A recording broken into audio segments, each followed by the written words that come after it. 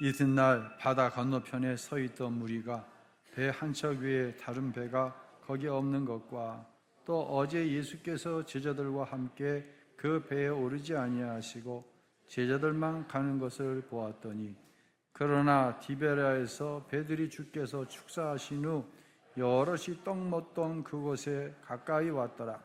무리가 거기에 예수도 안 계시고 제자들도 없음을 보고 곧 배들을 타고 예수를 찾으러 가버나움으로 가서 바다 건너편에서 만나 라삐여 언제 여기 오셨나이까 하니, 예수께서 대답하여 이르시되 내가 진실로 진실로 너희에게 이르노니 너희가 나를 찾는 것은 표적을 본 까닭이 아니요 떡을 먹고 배부른 까닭이로다. 썩을 양식을 위하여 이러지 말고 영생하도록 있는 양식을 위하여 하라. 이 양식은 인자가 너희에게 주리니 인자는 아버지께서 인치신 자니라. 아멘. 할렐루야. 2025년 목회적인 기쁨 가운데 하나는 아기를 갖기 원하는 가정에 하나님께서 귀한 생명을 주셨다고 하는 것입니다. 목회자의 관심은 모두 같습니다. 첫째, 아기를 출산하고 기뻐하는 교우를 보면 마치 제가 할아버지가 된 것처럼 그런 마음이 있어서 참 기뻐요.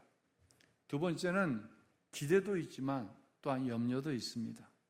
누군가는 새 생명을 통해 하나님이 살아계시는구나, 생명의 주관자가 하나님이시구나 라고 하는 고백을 합니다. 그런데 또 누군가는 아기를 가지는 게 목표였는데 아기를 갖고 나니 목적이 이루어졌어요? 교회 나올 이유가 있어요, 없어요? 없는 거예요. 근데 우리 교회는 짠 것 같아. 딱 100일 딱 되면 그때부터 나오는 거야. 그래서 100일이 되면은 그때 이제 나오는 것 같아요. 감사한 일이죠. 이 마태복음 6장은 71절까지 있어요. 굉장히 길죠. 이 긴 6장의 말씀을 관통하는 주제를 한 가지 설정하라 그러면 생명의 떡이신 예수 그리스도라고 대부분 이렇게 기록을 해 놓았습니다. 제가 한 가지 질문을 여러분에게 할게요. 요한복음 6장에 나오는 오병이어 사건이 무리들에게, 이 표적을 본 무리들에게 신앙적으로 도움이 됐나요? 아니면 오히려 그들의 신앙을 변질시키는 이유가 됐나요? 어떻습니까? 신앙적으로 도움이 됐어요? 아니면 그들의 신앙이 오히려 변질됐나요? 굉장히 중요한 의미가 있는 거예요. 놀라운 오병의 축복, 여러분 삶의 날마다 오병의 축복이 있기를 주님의 이름으로 축원합니다 그랬는데, 실질적으로 그 축복이 내 삶에 일어났을 때 신앙적으로 도움이 되는 사람이 있는 반면에 그 축복으로 신앙이 변질되는 사람이 적지 않다는 거예요. 6장 2절에 보니까 많은 무리들이 예수님을 따른 베세다에 온 이유에 대해서 이렇게 설명을 합니다. 2절 한번 읽어보겠습니다. 큰 무리가 따르니 이는 병자에게 행하시는 표적을 보았음이라. 표적의 의미는 그 기적을 통해 예수가 그리스도 되심을 알게 하려고 하는 목적이 있다. 그래서 요한복음에 7가지의 표적이 나오는데 모든 표적의 목적은 예수가 그리스도 되심을 알게 하려 합니다. 말씀을 드렸죠. 그러면 예수님을 지금 쫓고 있는 사람들, 이전에 쫓았던 사람들이 오병이어 전에도 38년 된 병자를 고치시고 이런 일들이 있었어요. 가나안 혼인잔치에서 물이 포도주가 되게 하시고, 결정적인 오병이어의 축복, 물고기 2마리와 보리떡 5개로 2만 명을 먹이신, 이 기적이, 이 기적을 경험했을 때, 이 표적을 경험했을 때 어떠한 결과가 무리들에게 있어야 하느냐는 거예요. 여러분들의 삶 속에서 하나님께서 하신 일입니다. 하나님께서 귀한 생명을 주셨습니다. 그로 인해서 하나님의 살아계심을 고백하는 것, 이거 은혜죠. 또 이러한 표적을 유대인들이 경험했을 때 그들의 입술을 통해 예수님이 원하시는 것은 무엇이냐면 예수가 진실로 하나님의 아들이시다, 예수가 진실로 구약성경에 예언된 메시아, 우리를 구원하실 그리스도이시다, 이 고백하는 것이 이 표적의 목적이에요. 그런데 실제로는 이 무리들에게 이 고백이 있었어요, 없었어요? 없고 오히려 신앙이 변질이 됩니다. 이런 경우가 굉장히 많다는 거예요. 오히려 오병이의 사건 이후에 무리들은 예수를 왕으로 삼으면 먹고 살 문제는 해결되겠구나. 그렇잖아요. 물고기도 말이야 보리떡 5개를 2만만 먹 있으니까 우리 청소년들 그렇지 않아요? 먹을 거 없으면, 입을 거 없으면, 마실 거 없으면 금나와라 뚝딱, 은나와라 뚝딱 하면 되니까 이분을 왕으로 삼으면 완전히 수지 맞는 거잖아요. 더구나 당시에 로마의 압제가 되어 있었는데 이분을 왕으로 삼으면 로마의 압제로부터 우리들을 구원해 줄 거 아니야. 그래서 왕으로 억지로 삼으려고 하는데 예수님은 자신이 오신 목적이 그게 아니라는 거예요. 변질된 기대, 이건 엄격히 신앙이 아닙니다. 오늘 본문은 예수님에 대한 바른 지식이 없으면 결국 어떤 결과가 주어지는가에 대해 말씀하고 있어요. 결론부터 얘기하면 66절에 보니까 그런 말씀이 나와요. 제자들 중 많은 수가 예수님을 떠나갑니다. 하나님도 떠나고 교회도 떠나갑니다. 자, 예수님께서 오병이어로 인해서 무리들이 자기를 왕으로 삼으려고 할 때 제자들이 너무 막 고무되잖아요. 우리 예수님 왕으로 삼으면 우리도 수지 맞겠네. 흥분되어 있는 제자들을 배를 태워 갈릴리 바다를 건너 가버나움으로 떠나 보내셨잖아요. 그리고 당신은 어디로 가셨어요? 산으로 가셨어요. 날이 밝았습니다.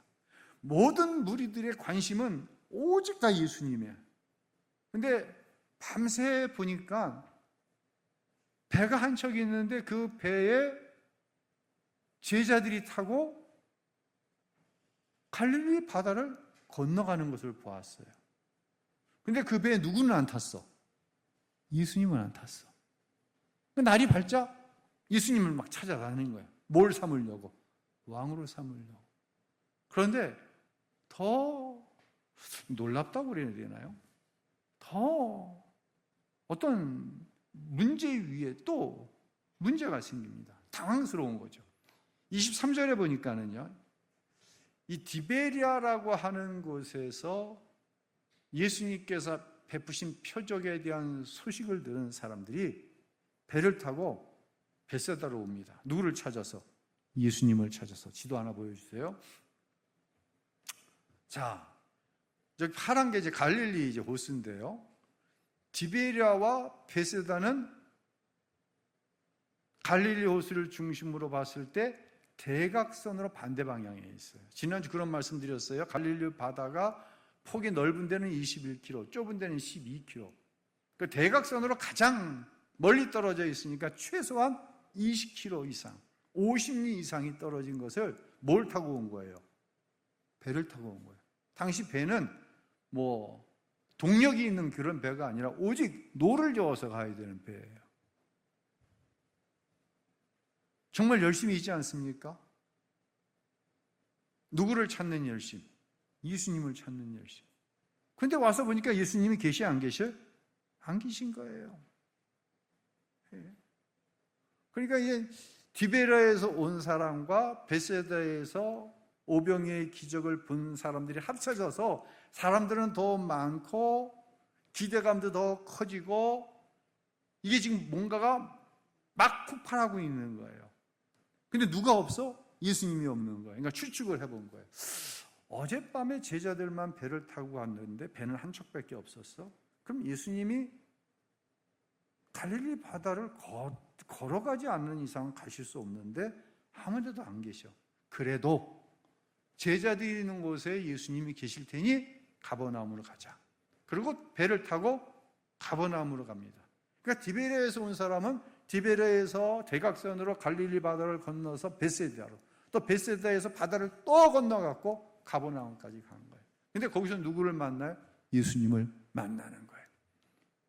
그러니까 이 사람들이 궁금한 거예요. 아니 어저께 배는 한 척밖에 없었고 제자들만 타고 있었는데 도대체 예수님이 가버나움까지 어떻게 오신 거지? 그러니까 예수님께 묻습니다. 25절에 이렇게 물어요. 그들은 바다 건너편에서 예수를 발견하고 물었습니다. 라비요, 언제 여기 오셨습니까? 라고 묻는 거예요. 그런데 예수님은 이 무리들의 질문에 전혀 관심이 없으세요. 이들의 궁금증을 풀어줄 마음이 없는 거예요. 야, 나는 바다 위를 걸어서 왔다. 그러면 가뜩이나 지금 예수님을 왕으로 강제로라도 세우려고 하는 무리들에게 불을 지펴지는 격이 되잖아요. 그러니까 이 물음에는 대답을 하지 않으시고 이렇게 26절에 엉뚱한 대답을 하십니다. 26절 같이 읽어볼까요? 예수께서 대답하셨습니다. 내가 진실로 진실로 너희에게 말한다.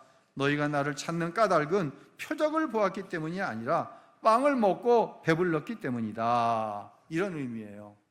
너희가 오병이어의 표적을 보았으면 내가 그리스도라고 하는 사실을 고백해야 되는데 너희가 디베라에서 베세다까지 또 베세다에서 가버나움까지 이렇게 열심을 내는 이유는 먹고 사는 문제 그거 해결하기 위해서 너희가 나를 찾아온 거야.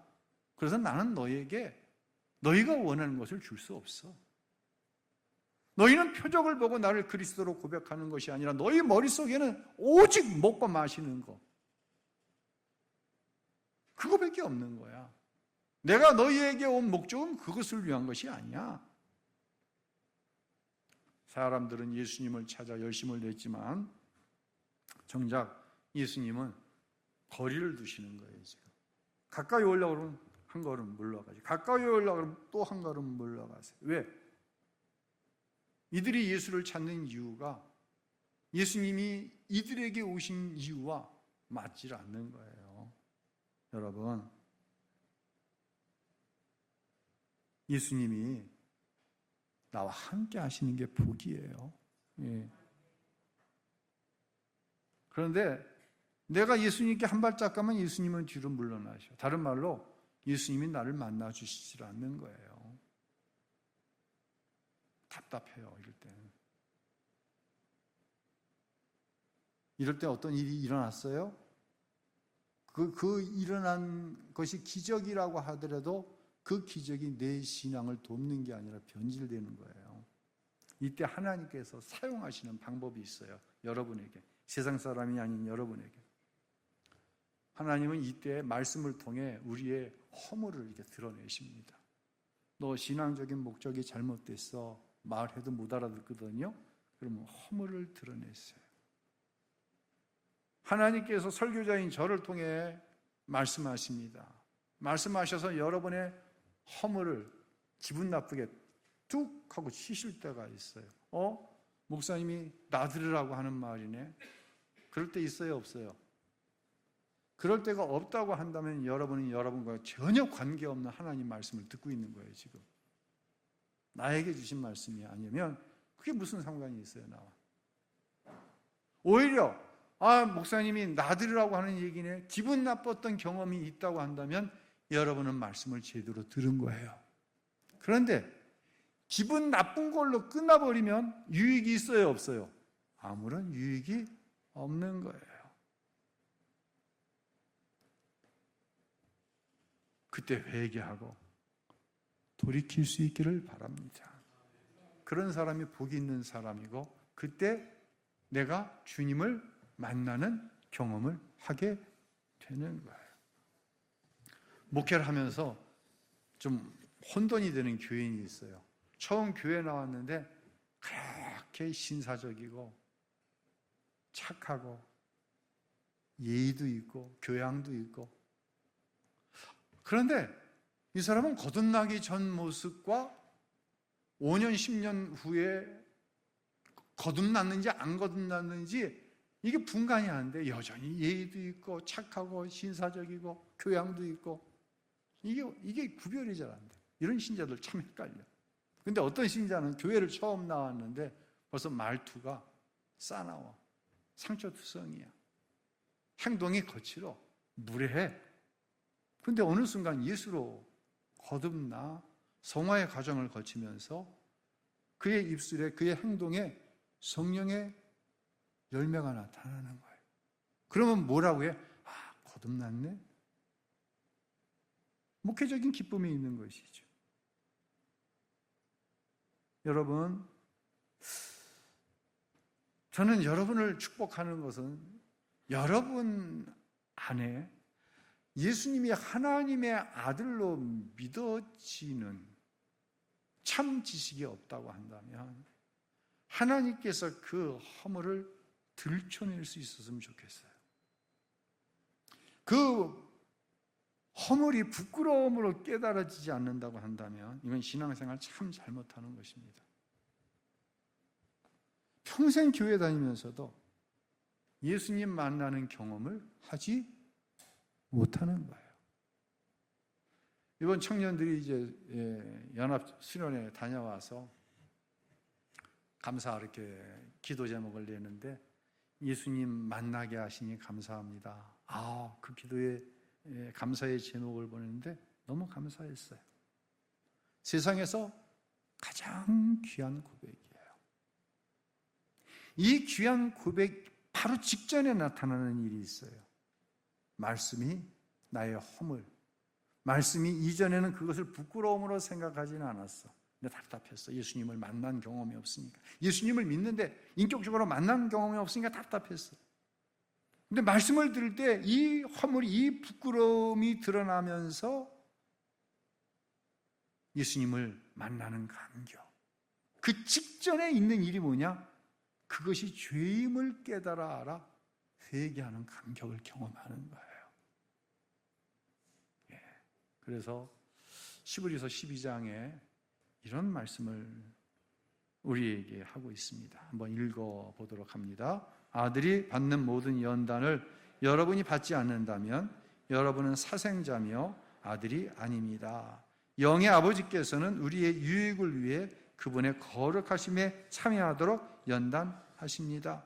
모든 연단이 당시에는 즐거움이 아니라 괴로움으로 보이지만 나중에는 그것을 통해 연단된 사람들에게 의로운 평화의 열매를 맺게 하십니다. 아멘. 이제 예수님께서는 그 열심을 가지고 자기를 찾아온 무리들에게 그들이 도저히 이해할 수 없는, 하나님이 계시의 영을 불어넣어 주셔서 열어 보여주시지 않으면 절대로 깨달을 수 없는 한 말씀을 27절에 이렇게 하십니다. 함께 읽어보겠습니다. 썩어 없어질 양식을 위해 일하지 말고 영생하기까지 남아있을 양식을 위해 일하라. 인자가 너희에게 이 양식을 줄 것이다. 아멘. 이 교회 다니면서요, 분명한 우선순위가 있어야 됩니다. 교회 일이 먼저가 아니에요. 예수님을 아는 게 먼저예요.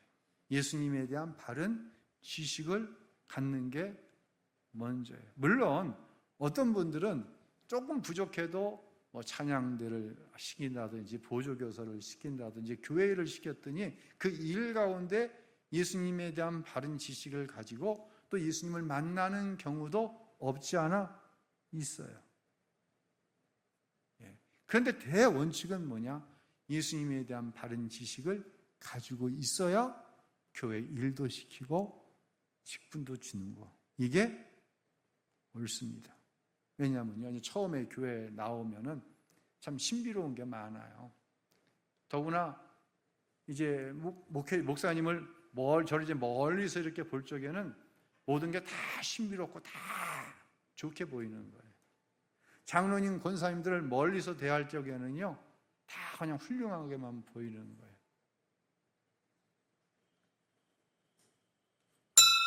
자, 앞에 보세요. 졸지 말고. 교회를 이제 시작합니다. 교회를 하는데 점점 목사님과 가까이에서 일을 하게 돼요. 뭐 물을 것이 있기도 하고 보고를 드릴 것이 있기도 하고, 그러던 과정에 내 생각과 안 맞으면은 뭐가 보이냐? 그게 허물로 보이기 시작하는 거예요. 장로님 권사님들과 멀리 거리를 두고 있을 적엔 그런 게 안 보였는데, 같이 일을 하다 보면은 나 맞지 않는 것으로 인해서 그것이 허물로 보이는 거예요. 민낯이 보이기 시작하는 거죠. 이렇게 되면 교회 일을 통해 신앙이 자라는 것을 기대하고 교회 일을 부탁을 했는데, 오히려 신앙이 자라나는 것이 아니라 있던 신앙까지도 어떻게 버려요? 잃어버리게 되는 거예요. 사람 보고 실망하고 실족하는 일이 벌어집니다. 예수님에 대한 지식이 더해져 교회 일이 즐거움이 되어지는 것이 아니라 그저 사람 바라보다가 신앙을 까먹어버려요. 그래서 교회 일은요, 반드시 해야 할 일이 날마다 나를 살리고 건강하게 하시는 영의 양식을 먹어야 돼요. 그렇지 않으면 예수님에 대한 잘못된 지식에 더해 자기 생각대로 되지 않는 것으로 인하여서 실족하는 교인들이 얼마든지 있는 거예요. 예수님이 이 얘기를 하시는 거예요.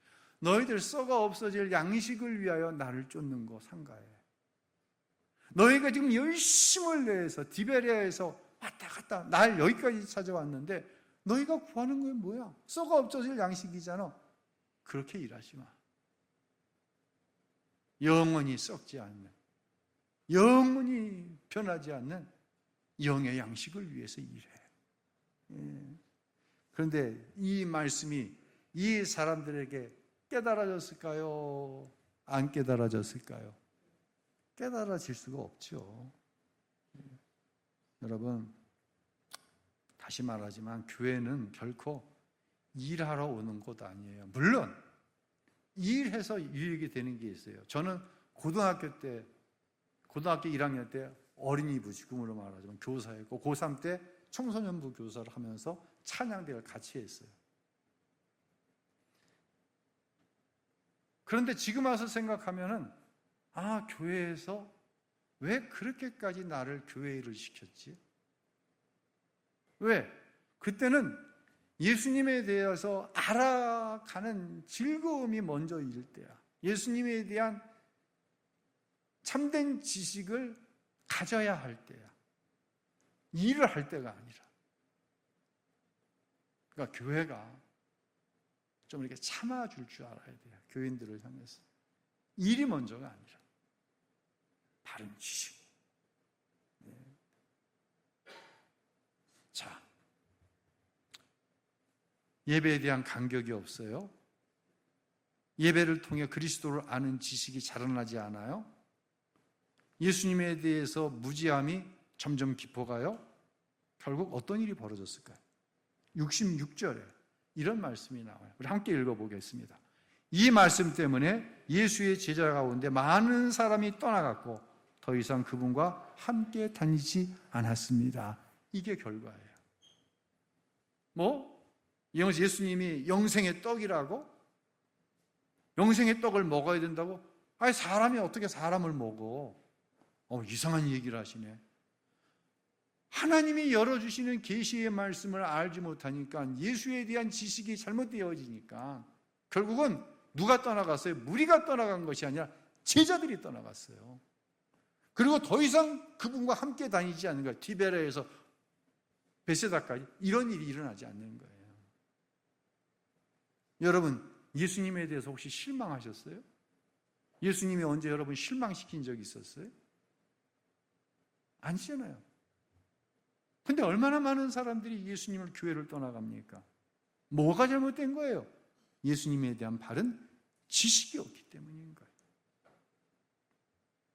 결국 오병이어의 표적은 우리는 놀라운 기적으로 얘기하지만 오병이의 표적은 소란으로 끝나고 맙니다. 이거 참 기가 막힌 일 아닙니까? 물고기 2마리와 보리떡 5개로 2만 명을 먹인 이 기적이 소란으로 끝나고 말았다니까요. 다시 말씀드립니다. 예수님에 대한 바른 지식이 없으면, 신앙에 대한 바른 이해가 없으면, 교회 안에서 여러분 개인적으로 어떤 기적을 경험한다고 할지라도 그건 그냥 내 안을 소란스럽게 만들고 마는 거예요. 정말 중요한 것이 무엇이냐를 우리는 정말 진지하게 생각해야 한다는 거예요. 믿음은 바른 지식, 하나님께서 보내신 예수를 그리스도, 메시아, 나의 주님으로 바로 아는 것으로부터 출발되어져야 돼요. 예수님에 대한 잘못된 지식이 불러오는 게 있어요. 반드시 불러오는, 이게 탐욕이에요. 예수님에 대한 바른 지식이 없으니 오병이어는 무리들에게 뭘 줬어요? 탐욕을 줘버린 거예요. 예수를 왕으로 삼으면 먹을 거 해결하고 로마의 압제로부터 우리를 구해내고, 탐욕이 돼버린 거예요. 예수님을 알지 못하는 무지와 탐욕이 결합이 되어지잖아요. 그러면 반드시 잘못된 방향에 열심이 생기고, 잘못된 방향의 열심은 결국은 실망과 실족이 되어져 하나님을 떠나게 되어 있어요. 이 원리를, 이 공식을 교인들에게 잘 이해를 시키고 잘 적용을 시켜줘야 돼요. 반대로 예수님에 대한 바른 지식을 갖고 있어요. 그래서 내 믿음이 바로 되었어요. 이렇게 되면 다음으로 넘어가는 게 경건한 신앙을 가지게 되는 거예요. 우리는 경건한 신앙을 성경책 옆에 끼고 기도 열심히 하고 교회 일 열심히 하고, 저분 참 경건한 사람이야. 그 경건으로 따지면 디베라에서 온 사람들이 제일 경건하다니까요.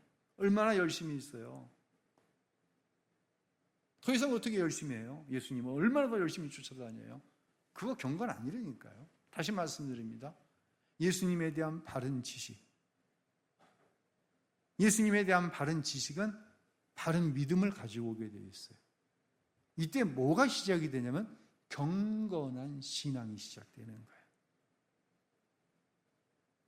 이 경건한 신앙은 하나님과 바른 관계를 가지게 해요. 다른 말로 하나님을 만나는 거죠. 날마다 하나님과 만나는 거예요. 하루의 삶 속에 하나님과 함께하는 시간을 갖는 거예요. 여기서 주어지는 게 뭐냐? 영생의 기쁨이라고 하는 거예요. 할렐루야. 감사라고 하는 거예요. 지난 수요일 날 설교 가운데 제가 그런 예를 하나 들었어요. 우리 교회에서 진짜 있었던 일이에요. 어느 권사님 대표 기도를 시켰더니 기도를 하면서 그렇게 우시는 거예요. 그래서 공개적으로 물었어요. 권사님, 기도를 하면서 왜 그렇게 우셨냐고. 권사님이 당황해하면서, 이거 생각할 겨를이 없는 거예요. 하시는 얘기가 너무 감사해서 울었다는 거예요. 여러분, 이 의미가 이해가 되십니까? 세상적으로 볼 때 감사할 게 별로 없어, 그 권사님께. 근데 감사해서 울었다는 게, 이게 영생의 기쁨인 거예요. 이게 하나님과 함께 할 때 세상으로는 설명할 수 없고 세상 사람으로는 이해할 수 없는 하나님께로부터 오는 영생의 기쁨으로서의 감사와 감격인 거예요. 이런 신앙을 가리켜서 우리는 경건한 신앙이라고 얘기하는 거예요. 우리는요, 날마다 신앙을 점검해야 돼요. 점검하는 시간이 예배의 시간. 예배의 시간을 통해 특별히 주시는 말씀을 통하여서 내 허물이 드러나는 거, 이거 부끄럽게 생각하지 마세요. 기분 나쁘게 생각하지 마세요. 허물이 드러날 때 순종하세요. 회개하세요. 그때 하나님과 가까워지는 거예요. 기도를 통해 내 생각은 내려놓고 하나님의 생각을 자꾸만 묻는 거예요. 하나님의 생각을 알아야 하나님과 동행하는 삶을 살지 않겠어요? 말씀을 보고 묵상하세요. 자기 나름대로 일방적으로 결론 내리지 마시고요. 말씀을 통해 결론을 얻으세요. 내가 오늘 요한복음의 말씀을 봤는데 한 달 후에 어떤 일이 일어났는데 한 달 전에 본 이 요한복음의 말씀이 나에게 주신 말씀으로 깨달아져서 말씀 안에서 결론을 내는 거예요. 할렐루야. 이게 경건한 신앙인 거예요.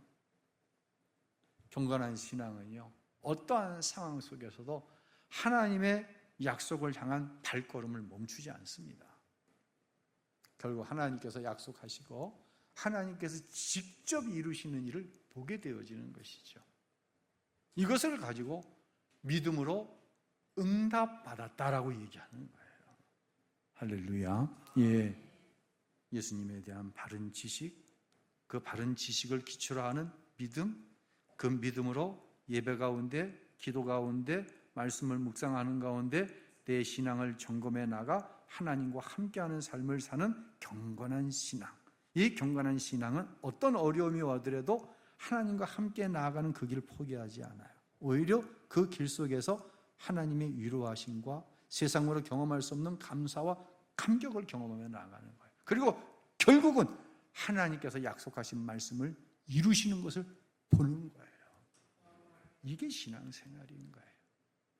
그런데 불행하게도 그 오랜 시간은 메시아를 기다리던 유대인들은 이런 표적을 보고도 예수를 모르는 거예요. 무엇이 예수님을 보는 눈을 가려버린 거예요? 탐욕, 욕심, 이기적인 마음. 근데 이것은 누가 아니면 깨지지 않아? 예수를 믿음으로 거듭나지 않으면 절대로 이 탐욕은, 이 잘못된 신앙은 깨어지지 않습니다. 나는 거듭난 그리스도인입니다. 할렐루야. 이것이 우리에게 가장 커다란 복이고, 혹시라도 여러분 가운데 아직까지도 예수로 거듭나지 못한 분들이 계시다고 한다면 사모하시기 바랍니다. 꼭 사모하시기 바랍니다. 그리고 기도의 제목이 예수님 나를 구원해 주세요. 그것이 기도의 제목이 될 수 있기를 바랍니다. 그리고 날마다 경건한 신앙을 통하여 하나님께서 여러분을 만나주시고 동행하시고 그 가운데 주시는 감격과 감사를 이루며 살아가는 우리 모든 사랑하는 성도 여러분들이 되시기를 예수님의 이름으로 축원합니다.